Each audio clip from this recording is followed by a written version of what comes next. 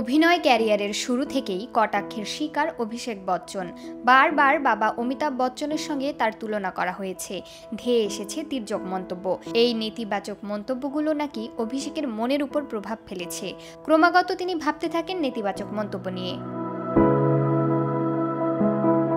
এমনও ঘটেছে বাস্তবে অভিষেককে দেখে কেউ নাকি চিনতেই পারেননি, আবার কখনো চিনতে পারার পরেও কোনো উন্মাদনা আসেনি দর্শকের পক্ষ থেকে।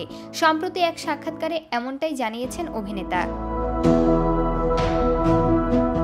অভিষেক বলেছেন, কোথাও যাওয়ার পর হয়তো কেউ চিনতেও পারল না বা ঘুরেও তাকালো না। এমনও ঘটতে পারে অভিনেতাদের সঙ্গে। আমি একবার একটা হোটেলের লবিতে হেঁটে যাচ্ছিলাম, কিন্তু কারো মধ্যে কোনো উত্তাপ হট্টগোল ছিল না। আমি একজন তারকা, তাই ভেবেছিলাম মানুষ হয়তো হইচই করবে, এসে স্বাক্ষর চাইবে, ছবি তুলতে চাইবে, কিন্তু সেই দিন কেউই আসেনি। সেই ঘটনাও হজম করে নিয়ে এগিয়ে যেতে হয়। এই ঘটনা বেশ কয়েক বছর আগের। অভিষেক জানান, ধুম মুক্তি পাওয়ার পর কিছুটা বদল আসে। তারপর থেকে আরও পরিশ্রম করার তাগিদ বেড়ে যায় তার। জীবনের ওঠাপড়ার মধ্যে অভিষেক একটি কথায় বিশ্বাস করেন, ব্যর্থতা থেকেই সাফল্যের শুরু।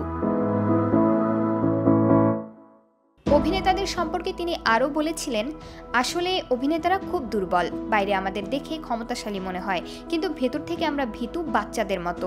এরা শুধুই মানুষের প্রতিক্রিয়ার অপেক্ষায় থাকে। অভিষেক মানুষের প্রতিক্রিয়া নিয়ে এক সাক্ষাৎকারে বলেন, সময়ই আমাকে শিক্ষা দিয়েছে যে কিছু সময় আমরা সত্যিই বোকা হয়ে থাকতে পারি না। সবাইকে খুশি করতে পারবো না। ভালো লাগলে থাকুন, না থাকলে কেটে পড়ুন।